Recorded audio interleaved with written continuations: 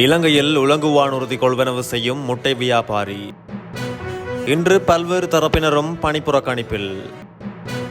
அரசு ஊழியர்களுக்கு ஏற்பட்டுள்ள பிரச்சினை அமைச்சர் வெளியிட்டுள்ள தகவல். காலநிலை தொடர்பில் விடுக்கப்பட்டுள்ள சிவப்பு எச்சரிக்கை.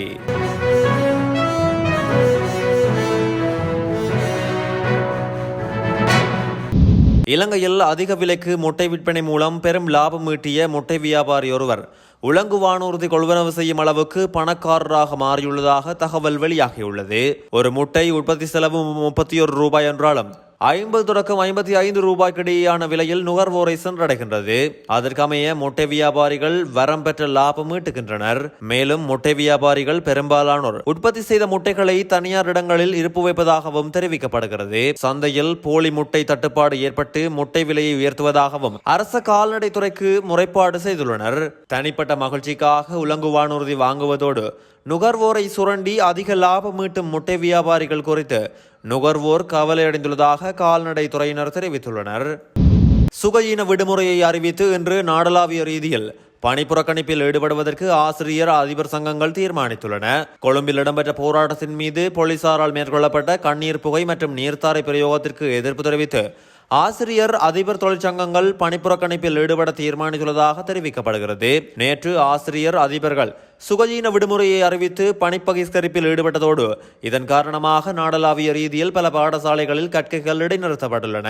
பல பாடசாலைகளில் மாணவர்களின் வருகை மிகவும் குறைவாக காணப்படுவதாகவும் பாடசாலைகளுக்கு வந்த சில மாணவர்கள் பாடசாலைகளுக்குள் நுழைய முடியாமல் திரும்பி செல்லும் நிலை ஏற்பட்டதாகவும் செய்தியாளர்கள் குறிப்பிட்டுள்ளனர். எவ்வாறாயினும் அனைத்து அரசு பாடசாலைகளும் இன்று வழமை போன்று நடைபெறும் என கல்வி அமைச்சு விடுத்துள்ள அறிக்கையில் தெரிவிக்கப்பட்டுள்ளது.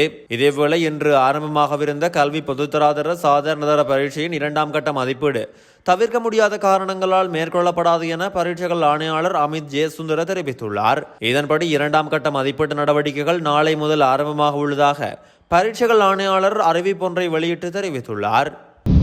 ஒவ்வொரு துறையிலும் அரச உத்தியோகத்தர்களுக்கு ஏற்பட்டுள்ள பிரச்சினைகளை தனித்தனியாக தீர்ப்பதற்கு பதிலாக முழுமைக்கும் தீர்வை வழங்குவதே அரசாங்கத்தின் எதிர்பார்ப்பு என நிதி ராஜாங்க அமைச்சர் ரஞ்சித் சியாமலப்பட்டிய தெரிவித்துள்ளார். மேலும் கூறுகையில் அரச உத்தியோகத்தர்களுக்கு ஏற்பட்டுள்ள பிரச்சினைகளை தீர்ப்பதற்காக முறையான முறைமை பின்பற்றப்படுவதாகவும் அதற்காக நியமிக்கப்பட்ட குழுவினால் நியாயமான பதில் வழங்கப்படும் என அமைச்சர் சுட்டிக்காட்டியுள்ளார். தேர்தல் காலங்கள் வரும்பொழுது கோரிக்கையை வென்றெடுக்கும் சூழல் உருவாகும் என்பதை தொழிற்சங்கங்கள் நன்கு அறிந்திருப்பதால் ஒரு குழுவினர் இதனை ஒரு வாய்ப்பாக பயன்படுத்த முயல்வதாக கூறியுள்ளார். இதற்கெல்லாம் தீர்வு காண நியமிக்கப்பட்டுள்ள சக்தி வாய்ந்த குழு மூலம் நியாயமான தீர்வு கிடைக்கும் என உறுதியளித்துள்ளார். சுமார் 4 வருடங்களாக தொழில்சார் பிரச்சனைகளுக்கு தீர்வு காண்பதற்கு பதிலாக மக்களின் உயிரை காப்பாற்றும் போராட்டத்தையே அரசாங்கம் எதிர்கொள்ள நேரிட்டுள்ளது. இதன் காரணமாக அரசாங்க ஊழியர்களின் தொழில் வாழ்க்கையில் நியாயமான பிரச்சனைகள் இருப்பதை அரசாங்கம் ஏற்றுக்கொள்வதாகவும் அமைச்சர் தெரிவித்துள்ளார். நாட்டின் காலநிலை மாற்றம் குறித்து வளிமண்டலவியல் திணைக்களம் அறிக்கை ஒன்றை வெளியிட்டுள்ளது. இதன்படி பலத்த காற்று மற்றும் கடல் கொந்தளிப்பு தொடர்பில் வளிமண்டலவியல் திணைக்களம் சிவப்பு எச்சரிக்கையை விடுத்துள்ளது. இந்த அறிவித்தல் அடுத்த 24 மணி நேரத்துக்கு நடைமுறையில் இருக்கும் என அந்த திணைக்களம் வெளியிட்டுள்ள அறிவித்தலில் தெரிவிக்கப்பட்டுள்ளது. அரபிக்கடலில் செயற்படும் நெடுநாள் படகு கடற்தொழிலாளர்கள் மற்றும் கடல்சார் சமூகத்தினரையும் மிகவும் அவதானமாக இருக்குமாறும் அறிவுறுத்தப்பட்டுள்ளது.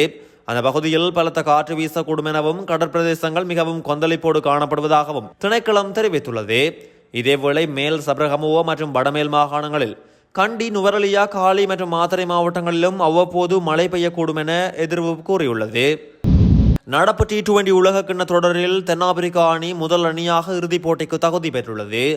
ஆப்கானிஸ்தான் அணிக்கு எதிரான முதல் அரையிறுதிப் போட்டியில் 56 என்ற வெற்றி இலக்கை நோக்கி துடுப்படுத்தாடிய தென்னாப்பிரிக்கா அணி 9 விக்கெட்டுகளால் வெற்றி பெற்றுள்ளது.